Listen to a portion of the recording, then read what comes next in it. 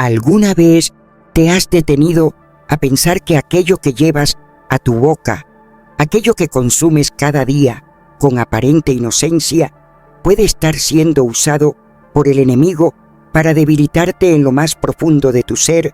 No hablo solo del cuerpo, hablo del alma, del espíritu, porque no todo lo que es permitido conviene y no todo lo que es cotidiano es inocente. El apóstol Pablo lo dijo con claridad en Corintios 6:12. Todas las cosas son lícitas, pero no todas convienen. Todas las cosas son lícitas, pero no me dejaré dominar por ninguna. Estas palabras no son solo una advertencia ética, son una alarma espiritual. No se trata solo de acciones evidentes, sino de hábitos que se nos adhieren al alma, que nos esclavizan sin darnos cuenta. Hoy me atrevo con temor y temblor a llevarte hacia un terreno pocas veces explorado. Vamos a sumergirnos en una realidad ignorada por muchos, como ciertos alimentos pueden convertirse en instrumentos sutiles del adversario, usados no solo para afectar el cuerpo, sino para nublar el alma y apagar el fuego del espíritu.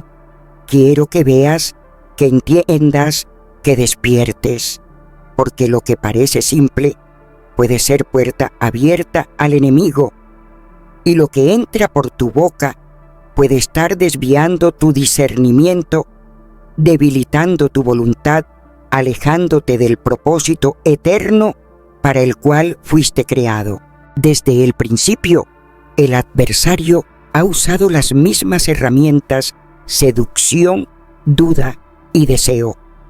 Y no, sus estrategias no siempre son espectaculares ni llamativas.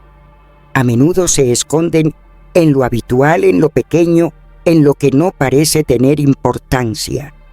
Y si te dijera que lo que pones en tu plato puede estar usándose como una trampa disfrazada, que eso que consumes sin pensar puede ser la razón por la que ya no escuchas con claridad la voz de Dios. La Escritura es clara: nuestro cuerpo no es simple materia, es templo del Espíritu Santo. En Corintios 6:9 se nos recuerda con firmeza: ¿no saben que el cuerpo de ustedes es el templo del Espíritu Santo que está en ustedes y que recibieron de Dios? Ustedes no pertenecen a sí mismos. Esto no es una enseñanza de salud, es una verdad espiritual. Lo que haces con tu cuerpo, incluyendo lo que comes, tiene peso eterno, porque el verdadero peligro no siempre está en la comida misma, sino en la conexión invisible que puede establecerse entre una necesidad física y una opresión espiritual. La palabra está llena de ejemplos. Desde el Edén, el enemigo ha manipulado lo material para provocar caída espiritual. No fue con violencia que Eva cayó, fue con un fruto, con algo que parecía natural, deseable e inofensivo. Génesis 3:6 lo dice: cuando la mujer vio que el árbol era bueno para comerse, agradable a los ojos y deseable para dar entendimiento, tomó de su fruto y comió. Desde aquel instante quedó claro que el alimento no es solo sustento, puede ser también instrumento de tropiezo, y lo sigue siendo hoy. Satanás no solo busca destruir cuerpos, también quiere nublar almas, adormecer espíritus y sobre todo alejarte del control de Dios. Vivimos en un tiempo donde se exalta el placer inmediato. Los mensajes que nos rodean no promueven la templanza, sino el exceso. Nos empujan a comer por ansiedad, por impulso, por costumbre. No comemos para vivir, vivimos para comer. Y dentro de ese desorden se esconde una trampa, una cadena invisible que aprieta el alma sin que lo notemos. Son pocos los que entienden que un apetito descontrolado puede convertirse en una puerta de entrada para otras esclavitudes. y es que el enemigo ha usado este medio desde siempre para quebrar la comunión entre el hombre y Dios. Pablo lo vio con claridad. En Filipenses 3, 18-19 dice con lágrimas: pues muchos andan por ahí, de los que muchas veces he hablado y ahora hablo llorando, que son enemigos de la cruz de Cristo. El destino de ellos es la perdición, el Dios de ellos es el vientre y la gloria de ellos está en su vergüenza. Ellos solo piensan en las cosas terrenales. No habla de paganos, habla de aquellos que conocieron la verdad, pero la cambiaron por sus impulsos. Permitieron que su estómago se convirtiera en su señor. Se rindieron al deseo y se alejaron del espíritu. Y lo más peligroso es que todo comienza con pequeños permisos. Una vez por ansiedad, otra por costumbre. Al poco tiempo ya no se discierne la voz de Dios como antes. Se pierde claridad, se pierde autoridad, se pierde comunión. Y como el pueblo de Israel en el desierto, después de haber sido liberados con poder, comenzaron a quejarse por la comida. Números 11, 4 y 6 lo registran. El pueblo extranjero que se mezcló con ellos tuvo un deseo ardiente, y ese deseo los llevó a deshonrar a aquel que los había libertado. Yo he leído esas palabras del libro de Números y mientras lo hacía sentí un dolor profundo en mi espíritu. El pueblo de Israel regresó al llanto clamando: ¿quién nos dará carne para comer? Sus bocas hablaban de los peces que comían en Egipto, sin pagar de los pepinos, los melones, los puerros, las cebollas y los ajos, pero ya no podían ver otra cosa que el maná pan enviado desde el cielo, y sin embargo lo despreciaron, no porque no alimentara, sino porque sus paladares aún estaban formados por la esclavitud. No habían permitido que su apetito fuese redimido y por eso sus deseos seguían atados al lugar de opresión. Hoy veo el mismo patrón repetirse. Hay hijos e hijas del Señor que han sido lavados por la sangre del Cordero y aún así viven prisioneros de costumbres que no solo dañan su cuerpo, sino que atan su espíritu. No es el hambre física lo que los gobierna, sino un deseo torcido que los mantiene atados a Egipto. No logran ayunar porque su carne ha sido entrenada para exigir placer inmediato. No oyen con claridad la voz de Dios porque una neblina mental, producto de sus hábitos, nubla su percepción espiritual. No saben decir no porque han perdido el dominio de sí mismos.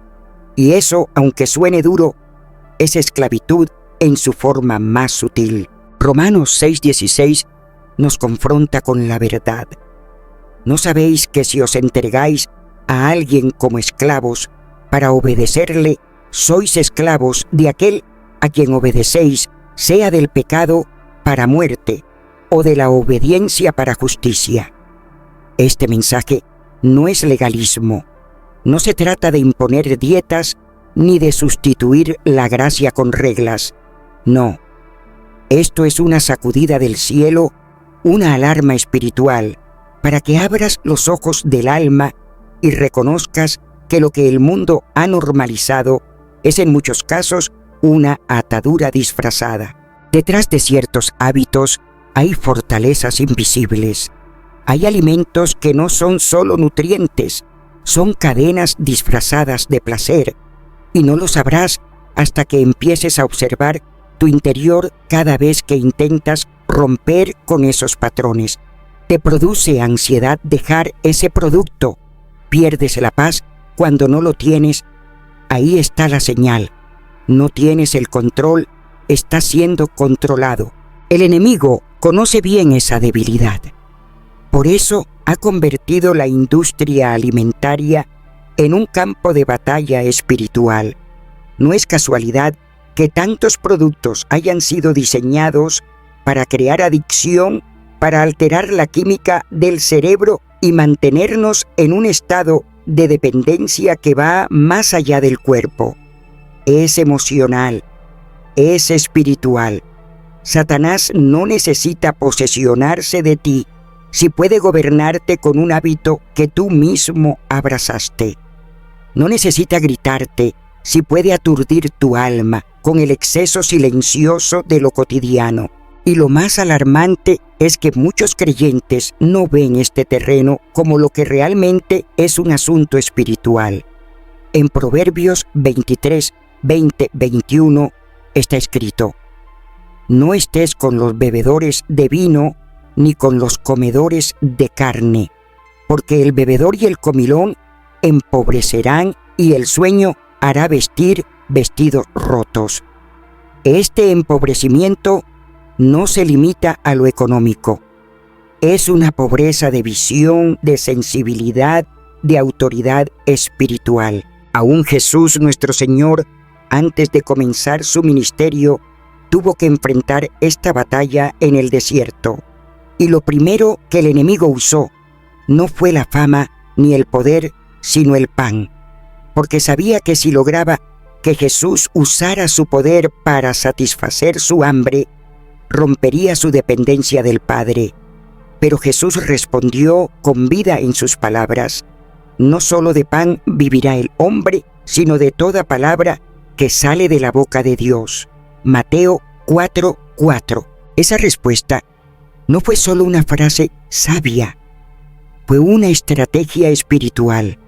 Cuando comprendes que lo que realmente alimenta tu vida no es el pan sino la palabra de Dios, comienzas a tomar decisiones desde la libertad, no desde la compulsión. Dios en su amor te llama a veces a ayunar, a negarte a examinar lo que consumes, no para castigarte, sino para liberarte. El dominio propio es un fruto del Espíritu, y como todo fruto necesita tiempo, cuidado, intención y perseverancia. En Gálatas 5, 22, 23 leemos: mas el fruto del Espíritu es amor, gozo, paz, paciencia, benignidad, bondad, fe, mansedumbre, templanza. Contra tales cosas no hay ley. Cuando aprendes a gobernar tu cuerpo, algo cambia en tu interior. Tu discernimiento se vuelve más fino. Tu sensibilidad espiritual se agudiza, tu mente se aclara, tus oraciones se hacen más profundas. Es como si un velo cayera y finalmente ves con claridad lo que antes pasaba desapercibido. Esa claridad es un regalo de lo alto, pero llega después del sacrificio. Muchos de los que comienzan a transformar sus hábitos físicos descubren que lo que mejoró no fue solo su cuerpo, sino su alma también. Sí lo sé. He visto cómo sucede una y otra vez. Cuando alguien se acerca sinceramente a Dios, algo dentro de ellos se afina. La oración ya no es una lucha, sino una conversación. Los sueños dejan de ser confusos y comienzan a tener propósito. La voz del Espíritu ya no se oye lejana, sino clara, suave, viva. Pero nada de eso es producto de magia. Es el fruto dulce y profundo de una obediencia real. El Señor lo dijo a través del profeta Isaías: lo tengo grabado en lo más íntimo. El verdadero ayuno no es simplemente dejar de comer. No es mucho más que eso. Es soltar cadenas, es aflojar yugos de esclavitud, es dejar en libertad a quienes están oprimidos, romper con todo aquello que impide que su voluntad se cumpla en nuestras vidas. En Isaías 58, 6 lo deja claro: ¿No es más bien el ayuno que yo escogí? Desatar las ligaduras de impiedad, soltar las cargas de opresión, dejar ir libres a los quebrantados y que rompáis todo yugo. He aprendido que hay ataduras que no se rompen con palabras bonitas ni con deseos superficiales. Algunas solo se quiebran cuando el cuerpo se rinde por completo al propósito de Dios. Pero ese primer paso no es sencillo. Implica mirarse con honestidad, ver con claridad cuáles son los alimentos que han tomado el control de uno mismo. Es reconocer que hay costumbres que justificamos durante años, que disfrazamos de placer, pero que nos estaban aprisionando en silencio. Y es precisamente ahí, en ese momento de sinceridad profunda, donde comienza la verdadera libertad. Porque mientras no nombramos aquello que nos domina, no podremos vencerlo. Y lo que justificamos, lo que defendemos, con excusas, eso no puede ser transformado. El Hijo del Hombre vino para libertar a los cautivos, y algunos de esos cautivos están atrapados por ellos mismos.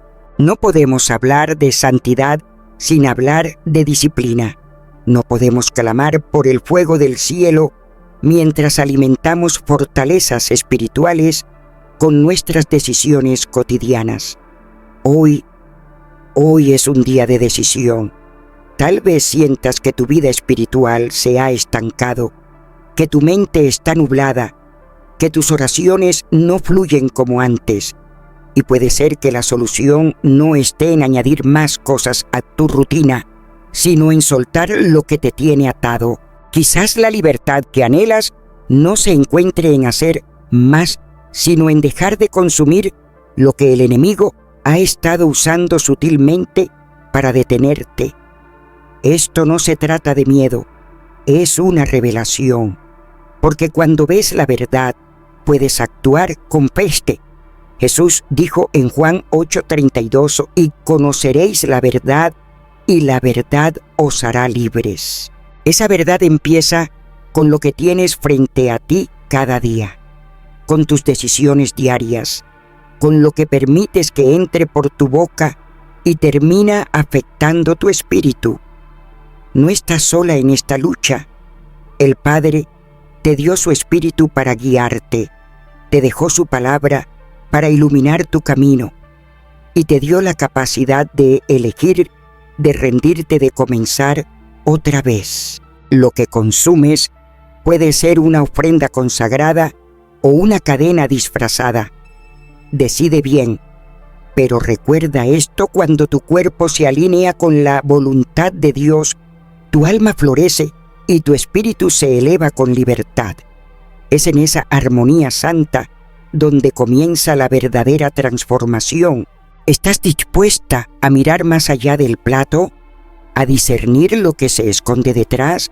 Porque hay una guerra invisible detrás del físico y hoy estás siendo llamada a vencerla. No todo lo dulce proviene del cielo. A veces lo que parece inofensivo y agradable es una trampa meticulosamente diseñada para debilitar tu voluntad y confundir tu mente. El azúcar en la forma moderna que ha tomado ha dejado de ser un ingrediente más. Se ha convertido en una herramienta de esclavitud silenciosa. Está en todas partes. Se esconde en etiquetas, se disfraza en productos del día a día, incluso en aquellos que no lo esperarías. No solo afecta tu cuerpo, también altera tu mente y con ello tu capacidad para oír la voz de Dios con claridad. Pablo lo escribió a Timoteo en 2 Timoteo 1:7, porque no nos ha dado Dios espíritu de cobardía, sino de poder, de amor y de dominio propio. El dominio propio no es una opción para los valientes, es una marca del Espíritu Santo en nosotros. Pero ese fruto no puede florecer si el cuerpo está gobernado por impulsos sembrados por una adicción cuidadosamente normalizada. La dulzura de la tentación no empezó en nuestros tiempos. Desde el principio, el ser humano ha buscado complacer sus deseos con lo que deleita al paladar. Pero cuando ese deseo se convierte en necesidad, ya no hay libertad. Y cuando no hay libertad, el enemigo encuentra tierra fértil para sembrar esclavitud. Jesús fue claro: nadie puede servir a dos señores. Aunque en aquel momento hablaba de riquezas, ese principio se extiende a todo lo que busca gobernar el corazón. Si tu cuerpo clama por azúcar todos los días y tu mente se nubla cuando no lo recibe, estás ante una batalla espiritual disfrazada de hábito cotidiano. No puedes proclamar libertad en Cristo mientras alimentas las cadenas con cada decisión. Porque el azúcar sí actúa en el cerebro como lo hacen algunas drogas. Y es por eso que esta lucha no es solo biológica, es espiritual. Y hoy el Espíritu Santo te está invitando a romper ese ciclo, a salir de ese cautiverio, a caminar en una libertad real, profunda, santa. Él no te ofrece simplemente un sabor dulce. Él viene con promesas de placer inmediato y después te encadena con exigencias cada vez más intensas. No se trata solo de una cuestión química, se trata de una distorsión del equilibrio perfecto que Dios estableció en nuestra creación. Cuando el diseño sagrado es manipulado, inevitablemente surge el caos. Y en medio del caos, la presencia de Dios no se manifiesta con plenitud. No lo dice la palabra, porque Dios no es Dios de confusión, sino de paz. 1 Corintios 14:33. Una mente que se encuentra saturada, perturbada e invadida por impulsos desordenados, no puede habitar en esa paz. Y sin esa paz no hay claridad espiritual, no hay dirección verdadera. El azúcar no entra solo por la boca, él sube y ocupa la mente bloqueando aquellos canales delicados por los cuales el Espíritu Santo nos habla. La gula desde hace mucho fue mencionada en la Escritura como una forma de idolatría, y aunque el azúcar parezca inofensivo, ha sido elevado culturalmente como un ídolo. Es celebrado, recompensado, consumido sin conciencia, como si no afectara el alma. Pero hay algo más profundo detrás de esa cultura. Hay una estructura invisible que opera desde el principio de la prisión emocional. El enemigo no siempre llega con cosas escandalosas. Muchas veces se disfraza de lo que el mundo acepta sin cuestionar. Lo dulce se vuelve trampa, cubriendo su verdadero propósito, desviar el corazón hacia lo inmediato y alejarnos del dominio propio, ese fruto esencial para una vida gobernada por el Espíritu. Romanos 13 lo deja en claro: porque si vivís conforme a la carne, moriréis, mas si por el Espíritu hacéis morir las obras de la carne, viviréis. Vivir según la carne no siempre es algo grande o visible. A veces se manifiesta en la incapacidad de decir no a una cucharada más. Hay quienes oran pidiendo dirección divina, pero no logran oír nada. Piden sabiduría, pero sus pensamientos no encuentran reposo. Comienzan el ayuno y lo interrumpen al primer antojo. No es un detalle menor, es una puerta abierta que enfría lo espiritual desde lo invisible. Cuando Jesús habló del ayuno, no lo planteó como una sugerencia, sino como una práctica asumida. En Mateo 6:16 dijo: cuando ayunéis, no dijo si ayunáis, sino cuando. Pero ¿cómo puede alguien ayunar con propósito si su cuerpo ha sido entrenado para colapsar ante la ausencia de azúcar? También la resistencia espiritual se construye en el cuerpo. Un cuerpo que se rinde a la necesidad constante de lo dulce se convierte en símbolo de consuelo, celebración y recompensa. Pero ese consuelo debería venir del Espíritu Santo. Esa recompensa viene solo de Dios. El azúcar ha ocupado un lugar que no le pertenece. Y cuando ese estímulo es removido, muchas personas experimentan síntomas que no son solo físicos, son espirituales. Irritación, tristeza, confusión. No es solo falta de glucosa, es la manifestación de una atadura que echó raíces profundas, y toda raíz que no fue plantada por el Padre debe ser arrancada. Mateo 15:13 lo expresa claramente: toda planta que no plantó mi Padre Celestial será desarraigada. El pueblo de Dios, desde la antigüedad, fue instruido sobre qué debía o no debía comer, no como imposición, sino como señal de consagración. Hoy ya no vivimos bajo la ley mosaica, pero el principio de santidad permanece. El llamado de Dios sigue siendo el mismo: separar lo que edifica de lo que destruye. Nuestro cuerpo, templo del Espíritu Santo, debe mantenerse alerta, vigilante, libre del dominio de sustancias que embotan el juicio. En 1 Pedro 5:8, la exhortación es firme: sed sobrios y velad, porque vuestro adversario, el diablo, como león rugiente, anda alrededor buscando a quien devorar. Y esa sobriedad espiritual también incluye el dominio físico. No se puede vigilar espiritualmente con eficacia cuando el cuerpo vive bajo una dependencia. El enemigo no se limita al plano espiritual. Él infiltra sistemas, hábitos, culturas. La industria del azúcar ha creado una dependencia mundial sostenida por estrategias de marketing emocional, manipulación informativa y disponibilidad descontrolada. No es una simple conspiración alimentaria.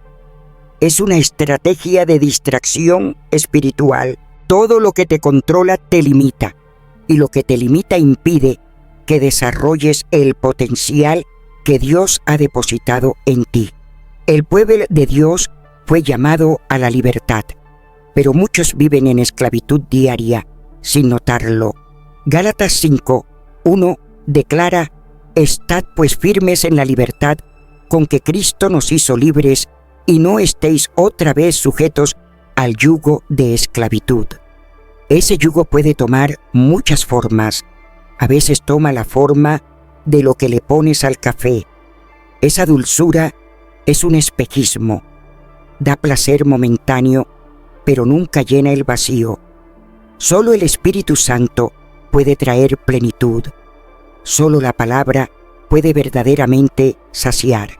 He visto cómo algo tan cotidiano como el azúcar puede envolver el alma en una neblina suave, casi imperceptible, que poco a poco apaga el hambre verdadera.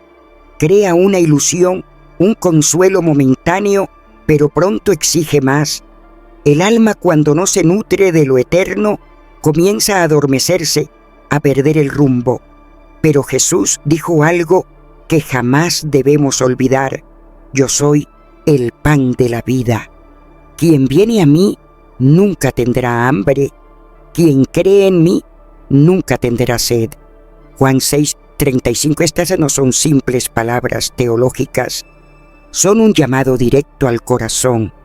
Nos está diciendo que la saciedad auténtica no viene de lo que ingerimos físicamente, sino de una comunión viva y constante con Él. Cuando intercambiamos lo eterno por lo temporal, el vacío nunca se llena. Pero cuando el espíritu es alimentado con lo que viene del cielo, el cuerpo deja de reclamar lo innecesario.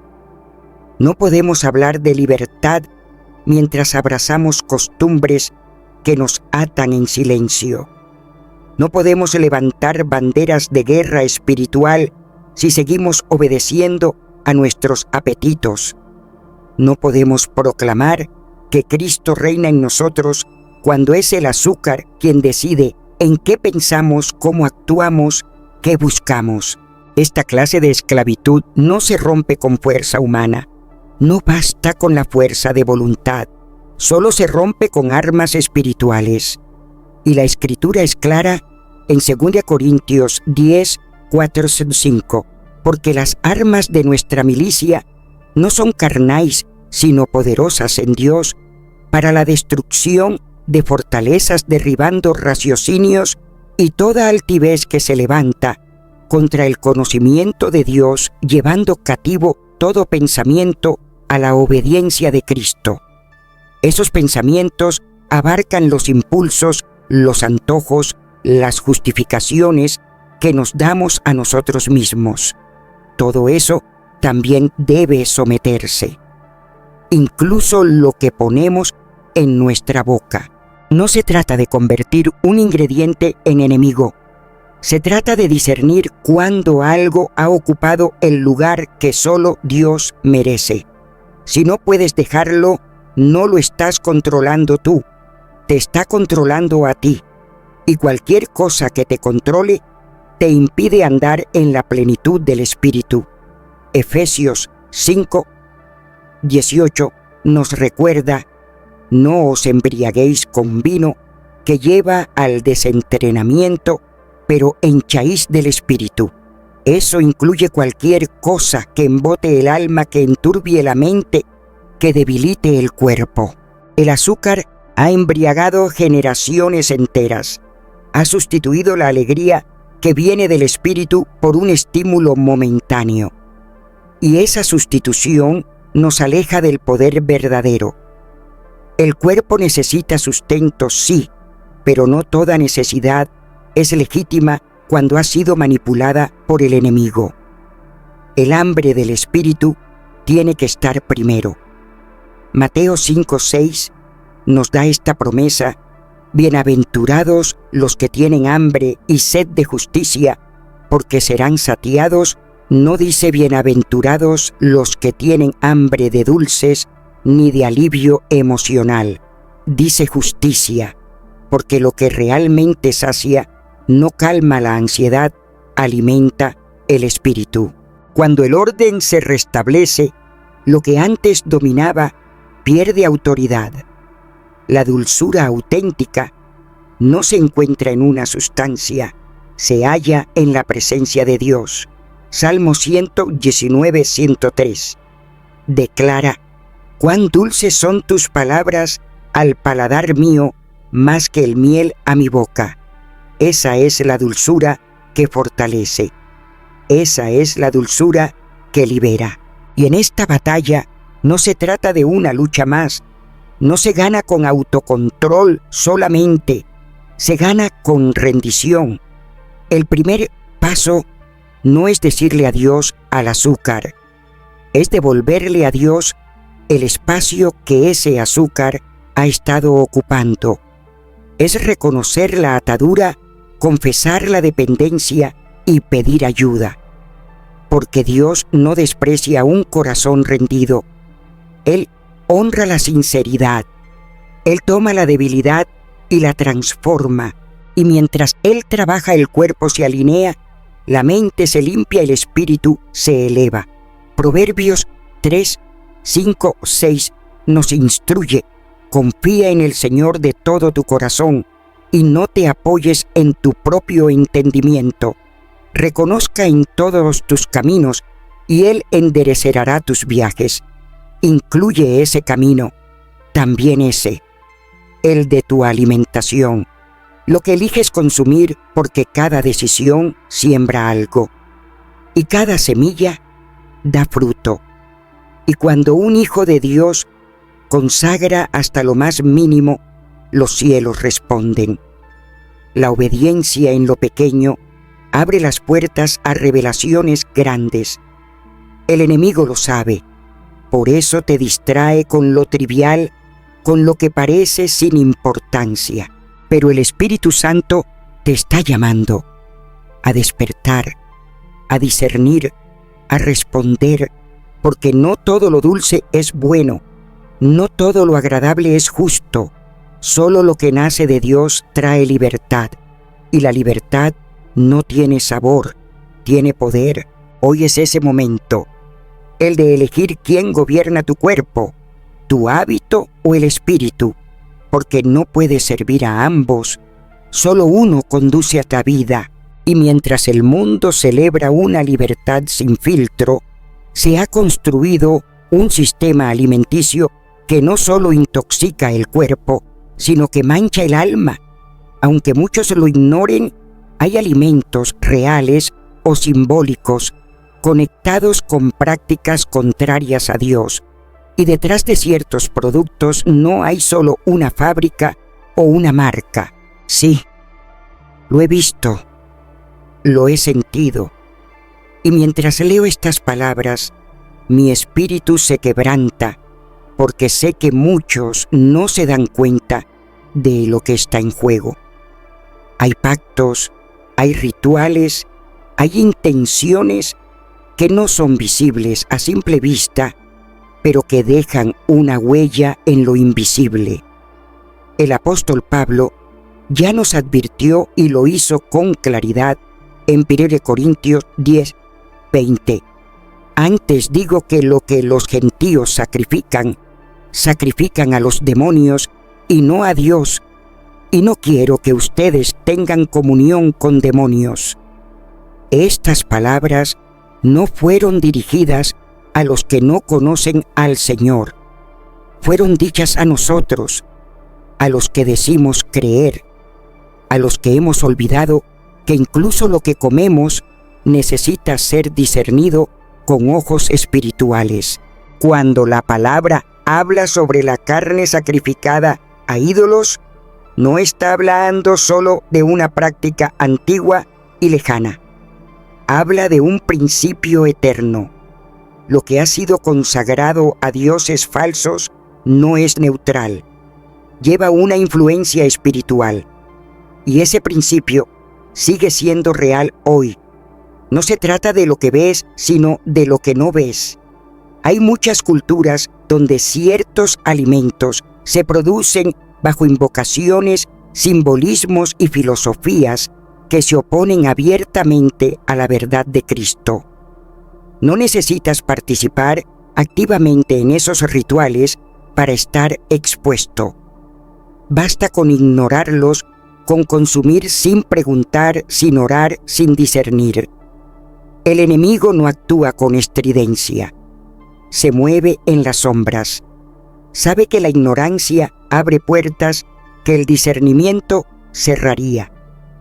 Oseas 4:6 lo dice sin rodeos: mi pueblo está siendo destruido porque le falta conocimiento. Y cuando alguien, aún sin saberlo, introduce en su cuerpo algo que ha sido contaminado espiritualmente su alma, lo puede sentir aunque su mente lo ignore. Hay alimentos que no solo alimentan, sino que abren puertas porque han sido dedicados con intenciones ocultas. Hay productos que llevan símbolos, nombres o eslóganes que exaltan otras entidades y aún así son aceptados con ligereza. El discernimiento se ha enfriado porque la conveniencia ha vencido al anhelo de santidad. Pablo nos hace una pregunta profunda en 2 Corintios 6, 14 y 17. ¿Qué comunión tiene la luz con las tinieblas? ¿Qué armonía entre Cristo y Belial? ¿Qué parte tiene el creyente con el incrédulo? ¿Y qué acuerdo hay entre el templo de Dios y los ídolos? Este llamado a apartarse no es exageración, es resguardo. Dios no comparte su santidad con lo impuro. Y lo que se ha dedicado a prácticas contrarias al Espíritu de Dios no es simplemente un producto inofensivo. Es una herramienta de distracción, de confusión, de opresión. Puede alterar tu claridad, tu paz, tu sensibilidad espiritual. Recuerdo a Daniel, aquel joven en tierra babilónica. Él no rehusó los manjares del rey por ser obstinado. Daniel discernió que eso podía manchar su comunión. Daniel 1:8 dice que decidió en su corazón no contaminarse con la porción de las iguarias del rey, ni con el vino que bebía. No fue un acto religioso, fue una decisión nacida de una revelación, un acto de fidelidad radical en medio de un entorno lleno de idolatría. ¿Y cuán lejos hemos quedado de esa sensibilidad? Todo se consume sin orar, sin preguntar, sin discernir. Todo se justifica en nombre de la gracia. Pero la gracia no elimina la necesidad de santificación.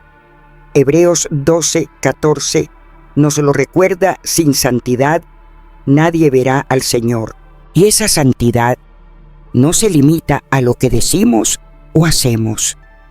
También tiene que ver con lo que permitimos entrar en nuestro cuerpo, en nuestra mente, en nuestro espíritu. No siempre lo vamos a percibir de inmediato. A veces la contaminación entra de a poco, ensombrece la mente, apaga el discernimiento, debilita la fe. Y cuando finalmente lo notamos, ya estamos atrapados en un ciclo que solo se rompe con obediencia radical. La palabra no guarda silencio. Nos enseña que somos responsables de examinar todo. En 1 Tesalonicenses 5, 21, 22, Pablo exhorta: examinad todo, retened lo bueno, absteneos de toda forma de mal.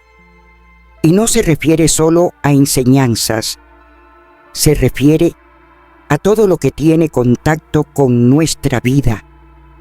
Vivimos días en los que el mal se disfraza de avance, de inclusión, de respeto cultural, pero lo que Dios ha llamado profano no se puede normalizar solo porque se ha vuelto común. La santidad no ha cambiado. El llamado a la separación sigue vigente, y en esa separación se encuentra la protección del alma.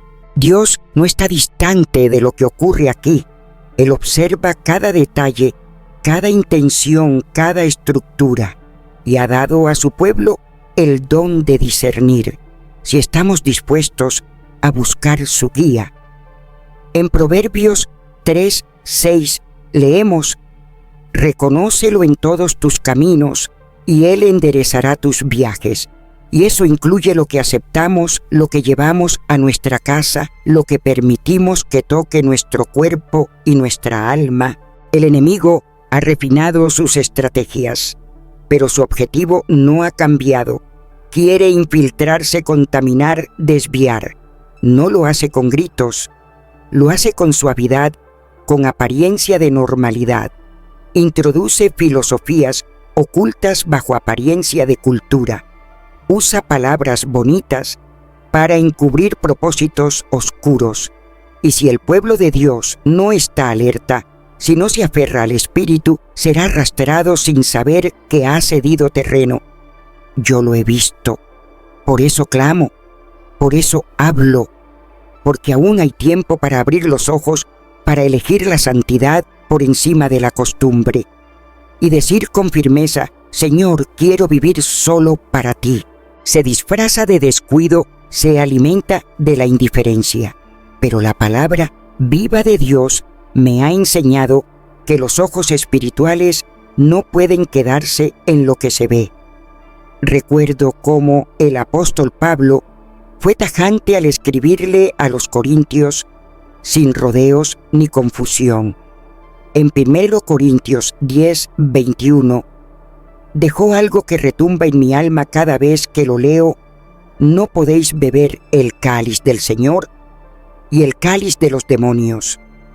No podéis participar de la mesa del Señor y de la mesa de los demonios. No hay términos medios cuando se trata de las mesas que uno honra. El Espíritu Santo me ha hecho entender que no toda comida es solo alimento físico. Existen mesas espirituales invisibles que se extienden en lo eterno. Y cuando uno come sin discernir, sin escuchar la voz del Espíritu, sin estar dispuesto a obedecer lo que Él muestra, se une sin saberlo a alianzas que no fueron selladas por Dios. Orar por los alimentos no es suficiente si el corazón no está rendido. La oración sin obediencia no protege, no transforma, solo repite palabras vacías. No hablo de miedo, no hablo de conciencia. Dios no quiere que su pueblo viva con paranoia, sino con sabiduría. Y esa sabiduría empieza cuando uno teme a Dios con reverencia profunda. Lo dice Proverbios 9:10. El temor del Señor es el principio de la sabiduría, y el conocimiento del Santo es la inteligencia. Ese temor no te esclaviza, te despierta, no te aplasta, te libera. Porque el alma que teme a Dios ya no teme ser engañada, porque cuando caminas en la luz, la oscuridad pierde su poder. Y cuando entiendes que cada decisión tiene consecuencias eternas, comienzas a vivir diferente, con intención, con limpieza de espíritu, con discernimiento fresco. Comer no es simplemente nutrirse, es honrar, es abrirse, es permitir que algo entre y se vuelva parte de ti. Por eso esa área se volvió un blanco estratégico del enemigo. Él no necesita cambiar la doctrina si logra infiltrarse en tu mesa. No necesita sacarte de tu fe si logra apagar tu discernimiento. Pero yo siento en mi espíritu que el Señor está llamando a su pueblo a despertar, a mirar con ojos celestiales, a volver a separar lo santo de lo profano. En Levítico 20:26, Él mismo lo dijo: «Seréis santos para mí, porque yo el Señor soy santo, y os he apartado de los pueblos para que seáis míos». Esa separación sigue vigente. No es un aislamiento físico, es una pureza espiritual. No es rechazar al mundo, sino abrazar la verdad. Hay cosas que uno come que no solo afectan al cuerpo, sino que ensucian el alma, no por lo que contienen químicamente, sino por su origen espiritual. Y por eso el creyente no puede conformarse con mirar lo superficial. No se trata de legalismo, sino de consagración, porque hay decisiones pequeñas que abren puertas grandes al enemigo. Lo que empieza como algo sin importancia puede terminar apagando la voz de Dios en tu interior. Estamos en tiempos donde la guerra espiritual es más intensa que nunca. Ya no hay espacio para la distracción. Pedro lo entendió y lo escribió con urgencia en 1 Pedro 1:13-16. Nos exhortó a ceñir los lomos del entendimiento, a vivir como hijos obedientes, a no conformarnos con las pasiones del pasado, sino a reflejar la santidad del que nos llamó. La santidad abarca todo, también lo que permitimos entrar a nuestro cuerpo, porque nuestra vida está consagrada de lo más visible hasta lo más oculto. Y si hemos sido llamados templo del Espíritu Santo, debemos proteger lo que se introduce en ese templo. No todo lo que es legal es bueno para ti. No todo lo común es correcto delante del Señor. Pablo lo escribió claramente en 1 Corintios 6:12. Todas las cosas me son lícitas, pero no todas convienen. Todas me son lícitas, pero no me dejaré dominar por ninguna. Ahí está la clave. No dejarse dominar, no permitir que lo oculto gane terreno, no permitir que lo ofrecido a otros dioses tenga lugar en la vida de un hijo de Dios. Y puede parecer pequeño, puede parecer insignificante, pero cuando uno obedece en lo mínimo, Dios responde con lo eterno. El discernimiento crece, la visión espiritual se aclara, la sensibilidad al espíritu se afina. porque Dios honra a los que le honran, y cuando uno rinde hasta lo que come, está diciendo: Señor, tú gobiernas todo. Nada está fuera de tu señorío. Esa rendición es la base de la autoridad espiritual. No se puede reprender al enemigo mientras se cena en su mesa. No se puede caminar en santidad mientras se tolera la contaminación disfrazada. Pero cuando uno escoge la pureza, se abren dimensiones nuevas de comunión con Dios. Lo que está en juego no es una dieta, es la santidad, es la obediencia, es la presencia viva de Dios manifestándose con poder en cada rincón de la vida. Y esa manifestación comienza cuando uno toma en serio lo que el mundo trata con ligereza. El alimento, oh cuánto revela del alma, no es solo cuestión de sabor o nutrición, es el lenguaje. Habla en silencio sobre quién ocupa el trono de nuestra vida, sobre lo que realmente valoramos, sobre a quién rendimos honor.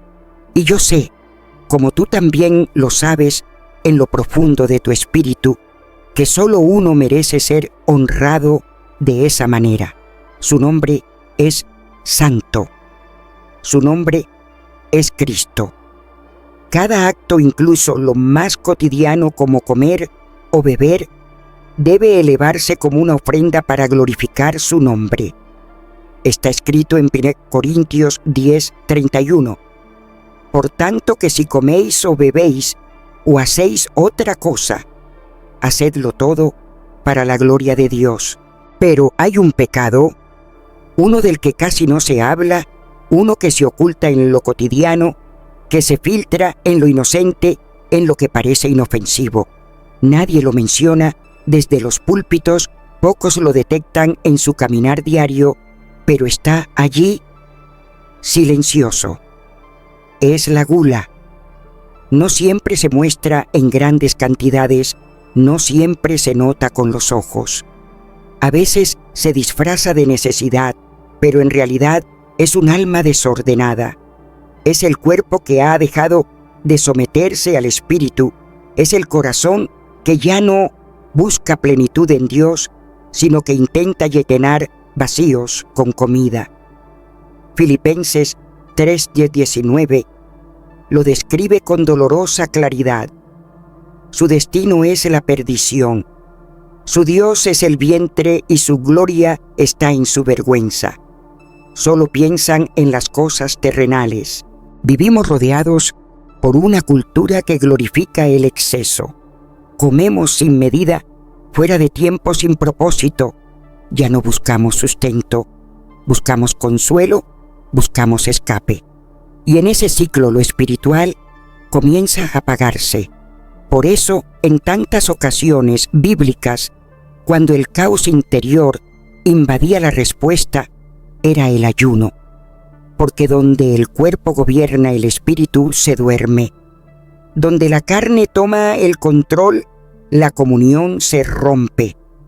Y cuando el apetito se convierte en el maestro, la voluntad ya no se somete al Espíritu Santo, sino a los impulsos inmediatos. La gula no es un simple hábito, es una señal de que se ha cedido el dominio propio. Pero la Escritura en Gálatas 5:22 nos recuerda que el dominio propio es fruto del Espíritu, no una habilidad humana, no es fuerza de voluntad, es evidencia viva de que Dios está reinando por dentro. Si alguien no puede parar, no está siendo guiado por el Espíritu. Está siendo arrastrado por algo que parece necesidad, pero que nace de un lugar más profundo. La Biblia no suaviza este pecado. Lo presenta con la misma seriedad que cualquier otro comportamiento que apague la voz de Dios. El pueblo de Israel cayó repetidas veces por seguir sus apetitos. En Números 11, desearon comida hasta provocar la ira de Dios. No era hambre verdadera, era vacío espiritual expresado con apetito físico. Se quejaban sin cesar. Soñaban con volver a Egipto, no por la libertad, sino por los platos de allá. Aunque habían salido de la esclavitud, sus corazones seguían cautivos por el placer del pasado. No ocurre lo mismo hoy. Muchos han sido liberados, pero siguen atados en lo secreto. Su relación con la comida delata una esclavitud interior que aún no ha sido rota. La gula no es un evento aislado, es una actitud persistente que busca consuelo, alivio o recompensa en el plato. Y cuando la comida ocupa ese lugar, ya no es alimento, es ídolo. Ha usurpado un espacio que solo le pertenece a Dios. El Salmo 46:1 declara: Dios es nuestro refugio y fortaleza, nuestro pronto auxilio en las tribulaciones. No es poesía, es dirección.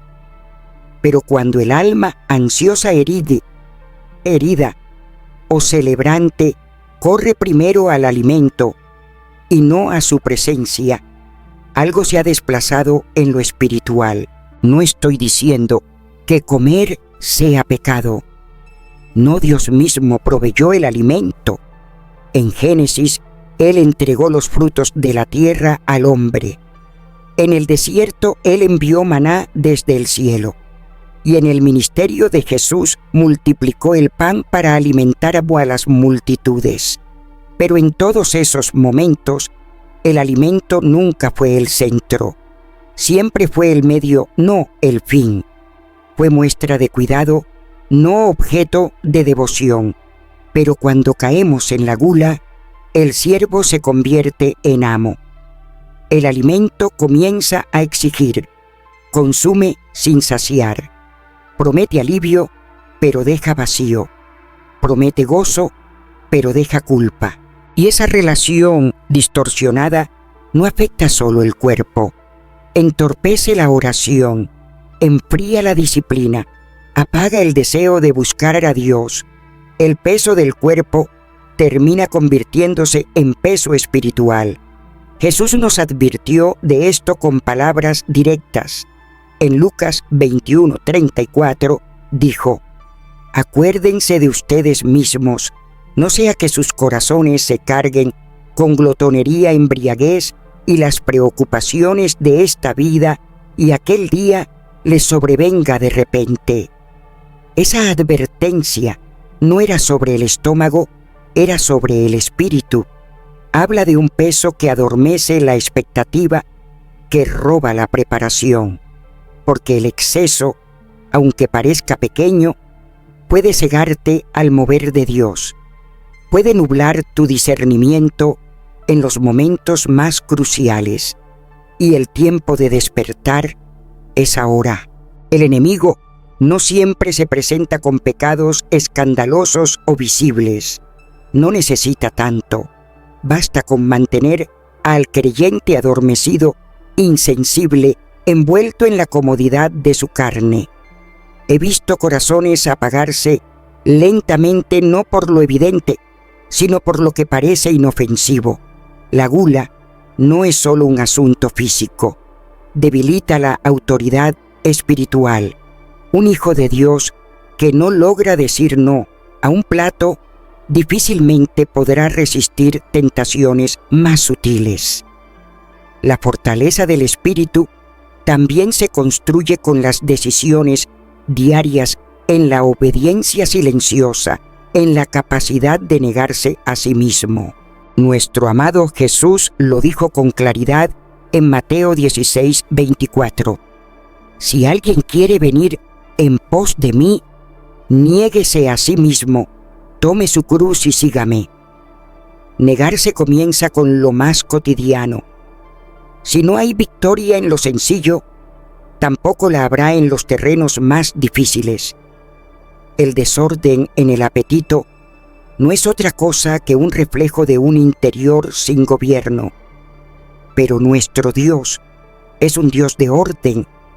En 1 Corintios 14:40 está escrito: todo, sin embargo, sea hecho con decencia y orden. Esta palabra no habla solamente de cultos o reuniones, habla de la vida. Donde hay desorden, el enemigo encuentra acceso. La gula rompe esa línea divina y abre puertas que afectan el cuerpo, la mente y también la sensibilidad del espíritu. Y así comienza un ciclo que muchos conocen, pero pocos reconocen. El exceso trae culpa. La culpa apaga la oración. La debilidad espiritual genera más excesos. Y ese círculo vicioso solo se rompe cuando se toma una decisión radical: rendir esta área al Señor. No se trata de fuerza de voluntad. Las dietas por sí solas no alcanzan. El problema no está solo en el plato o está en el corazón. Y solo el Espíritu Santo puede llegar hasta allí.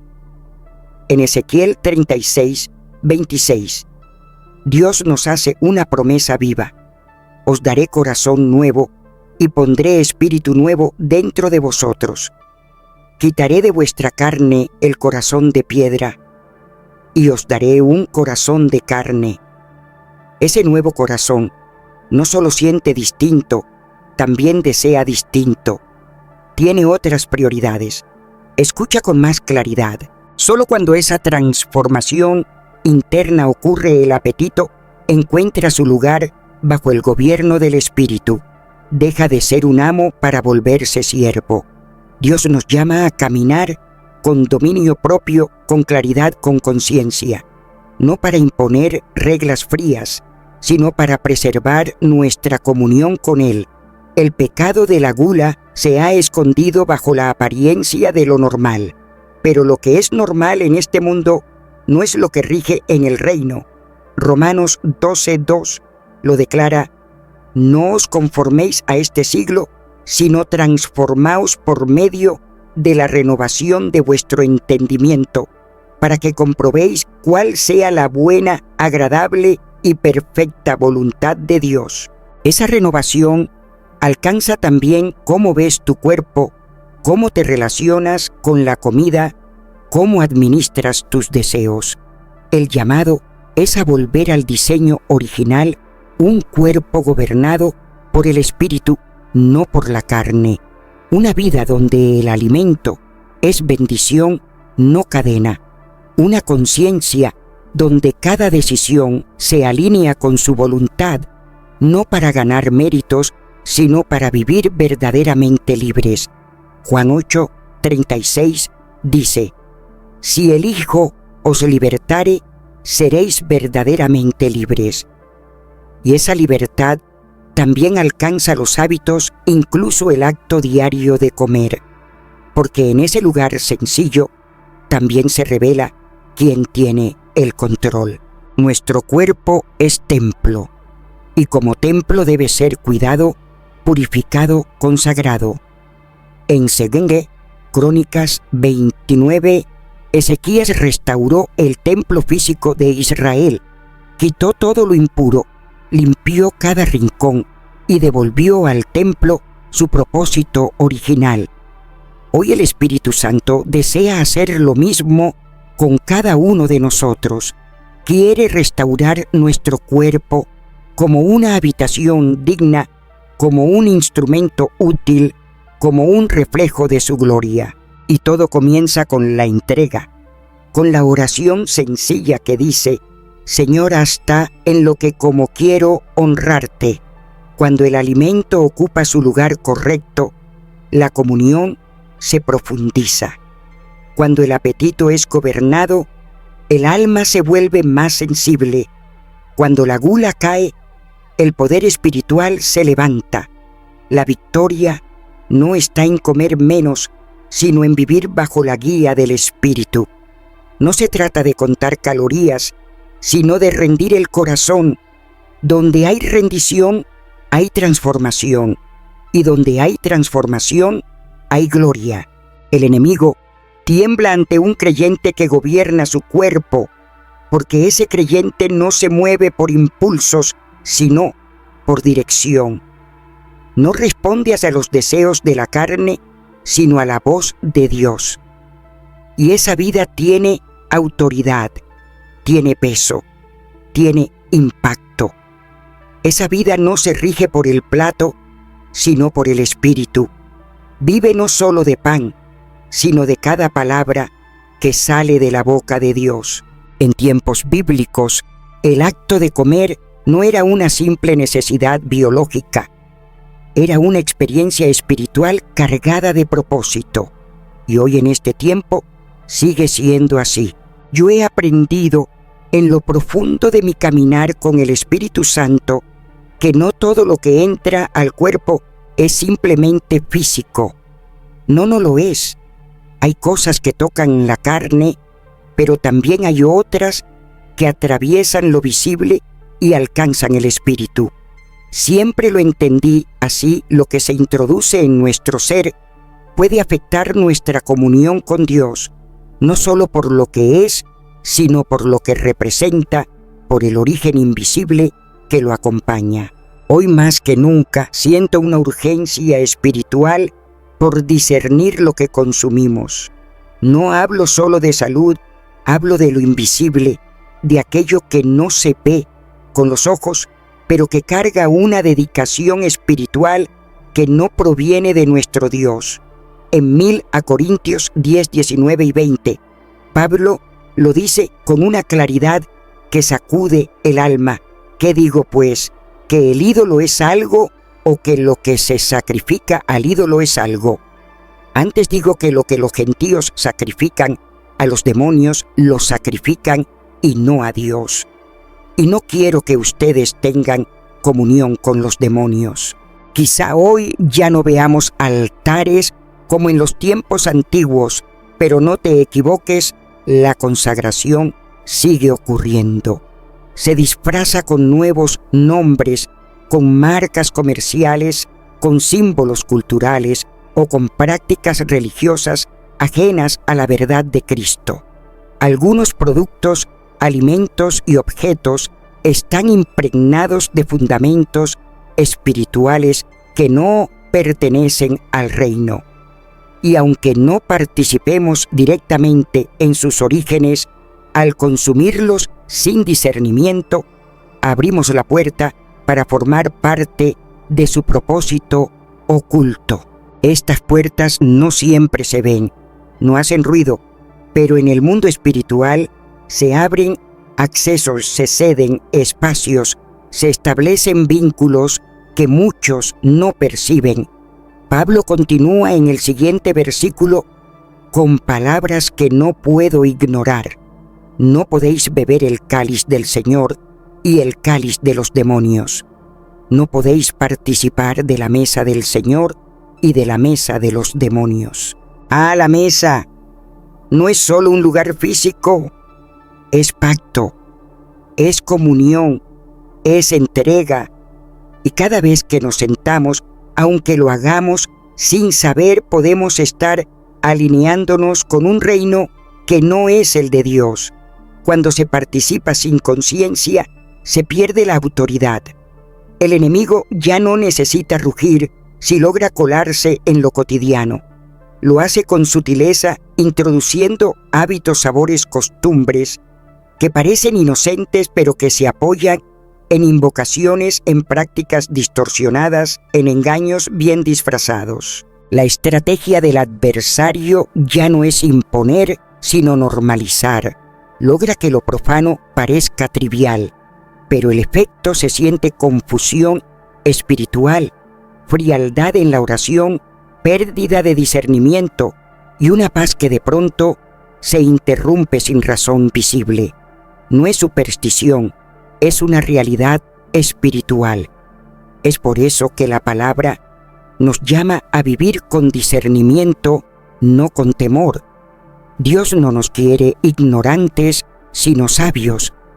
Efesios 5, 15 al 17 lo dice así: mirad pues con diligencia cómo andáis, no como necios, sino como sabios, redimiendo el tiempo, porque los días son malos.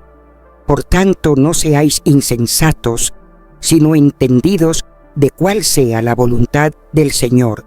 Esa sabiduría se aplica también a lo que llevamos al cuerpo, porque incluso lo más cotidiano puede tener implicaciones eternas. Y si nuestro cuerpo es el templo del Espíritu Santo, entonces todo lo que entra en él debe pasar por la luz de la verdad. Nada es casual cuando se trata de lo que afecta a un lugar sagrado. El que participa de la mesa del Señor no puede ni siquiera inconscientemente sentarse en otras mesas que no pertenecen a su reino. Este cuerpo que te ha sido dado no es un accidente. Fue formado por diseño divino con un propósito eterno consagrado desde su creación como templo vivo. Su cuidado, su alimentación, su dirección, todo eso es parte de una obediencia espiritual profunda. No se puede vivir una vida cristiana plena mientras se mantiene atado a costumbres que contradicen la voluntad del Altísimo. Pero la restauración no comienza con esfuerzo humano, comienza con rendición. Romanos 12:1 lo proclama con poder. Así que, hermanos, os ruego por las misericordias de Dios que presentéis vuestros cuerpos en sacrificio vivo santo, agradable a Dios, que es vuestro culto racional. Presentar el cuerpo no es solo abstenerse del pecado visible, es rendir cada parte física bajo la autoridad del Espíritu, porque en lo cotidiano, en lo que decides poner en tu cuerpo, se revela quién gobierna realmente tu alma. Es allí, justamente allí, donde inicia la restauración. No es simplemente dejar de comer ciertos alimentos por dejar de hacerlo. Es mucho más profundo. Es mirar al corazón y preguntarme qué lugar les había dado yo. ¿Acaso se habían vuelto una forma de consuelo falso, un refugio pasajero, cuando debía correr a los brazos del Espíritu? Habían usurpado el lugar de la paz de Dios con un placer que se desvanece. Esos hábitos que me dominaron deben ser desalojados, arrancados del trono que solo le pertenece al Espíritu Santo. La libertad verdadera no es la ausencia de lucha, es el fruto del dominio, y ese dominio no es humano, es espiritual. Cuando uno de nosotros, un hijo, una hija del Altísimo, permite que el Espíritu Santo gobierne hasta en las decisiones que parecen pequeñas como lo que comemos, entonces nuestro cuerpo se convierte en una extensión viva de la obediencia. No se trata de cumplir leyes terrenales, se trata de caminar según la convicción que viene del cielo. Restaurar el templo que habitamos no solo significa limpiar, también significa alinear. En 2 Corintios 7:1 lo dice que así: teniendo pues, amados, tales promesas, purifiquémonos de toda impureza, tanto de la carne como del espíritu, perfeccionando nuestra santidad en el temor de Dios. El llamado no es a un cambio a medias, es un llamado a una transformación total. El cuerpo como templo del espíritu no puede ser tratado con descuido ni indulgencia. Tiene que ser reverenciado, puesto bajo el señorío del espíritu.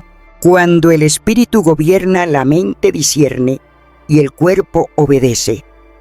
En ese orden hay poder, en ese orden hay revelación, en ese orden se restaura la comunión que el desorden había quebrado.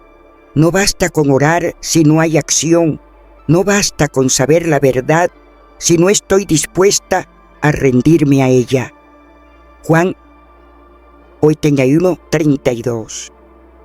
Es claro: si permanecéis en mi palabra, seréis verdaderamente mis discípulos y conoceréis la verdad, y la verdad os hará libres. La verdad tiene poder para liberar, pero solo cuando se le obedece. El enemigo No teme que sepamos versículos de memoria. Él tiembla cuando decidimos obedecerlos. Donde hay obediencia, la gloria de Dios se manifiesta. Donde hay rendición, hay respaldo divino. Y cuando alguien consagra hasta su alimentación al Señor su vida entera, empieza a alinearse con el reino. Aunque parezca pequeño, ese acto es eterno, porque es en lo oculto donde se forjan las victorias que después se ven. Es en las elecciones cotidianas donde se manifiesta el verdadero señorío de Cristo. 1 Corintios 10:31 lo declara con fuerza.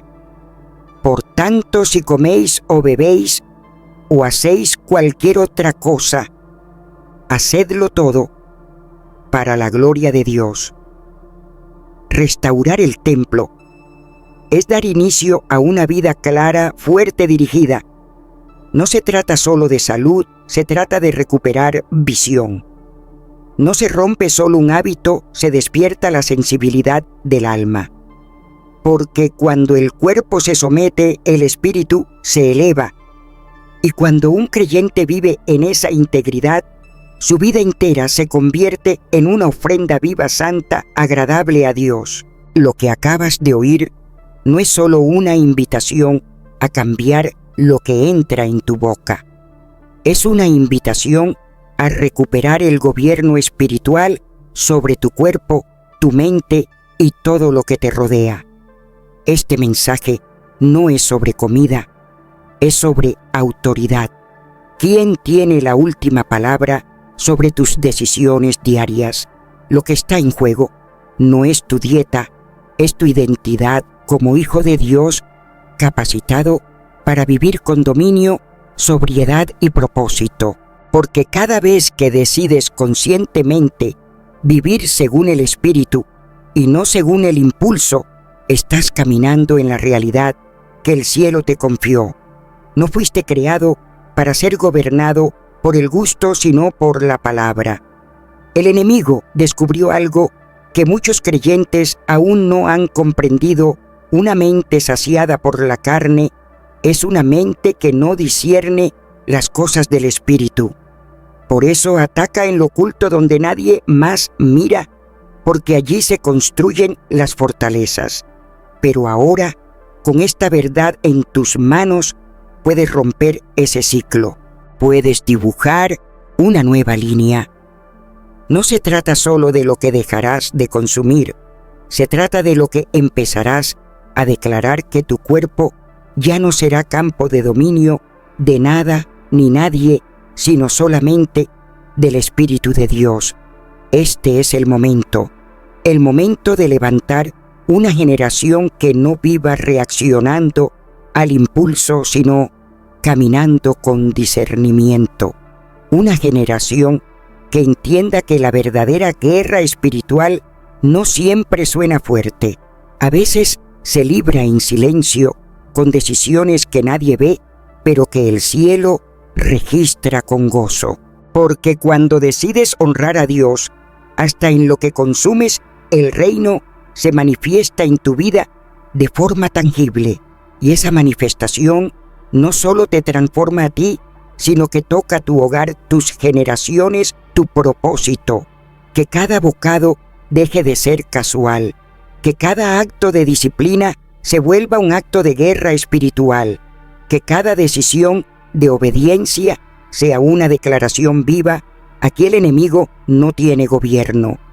Porque cuando honras a Dios en lo pequeño, Él se glorifica en lo grande. Y justo ahí, es donde comienza la verdadera victoria. Todo lo que has escuchado no es una coincidencia ni una simple reflexión más.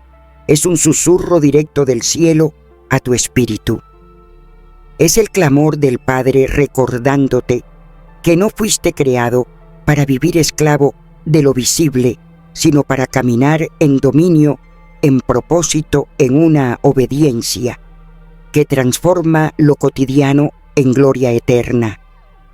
Hoy hemos hablado de comida, sí, pero en realidad hablamos de gobierno espiritual.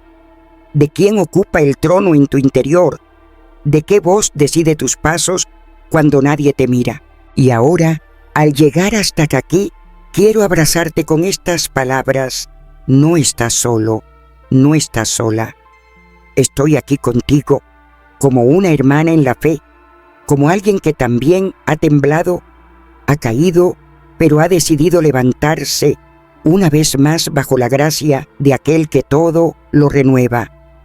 Si algo de lo que oíste tocó tu alma, no lo calles. Escríbelo en los comentarios. Declara en voz alta lo que el Espíritu te está hablando. Deja que tu testimonio fortalezca a otros. Da me gusta, comparte esta palabra con quien sabes que está en lucha, y si aún no lo has hecho, suscríbete, no por rutina, sino como quien se une a una familia espiritual que camina junta, que se levanta junta. Gracias por quedarte hasta el final. Gracias por abrir tu corazón. Oro para que esta palabra no se borre de tu mente, sino que arda en ti como una llama que no se apaga. Hasta la próxima vez, camina con suavidad, pero con autoridad. Escucha en silencio, pero responde con obediencia. Y nunca olvides cuando decides honrar a Dios en lo pequeño, Él se manifiesta en lo eterno. Que el Señor te abrace, te fortalezca y te sostenga, siempre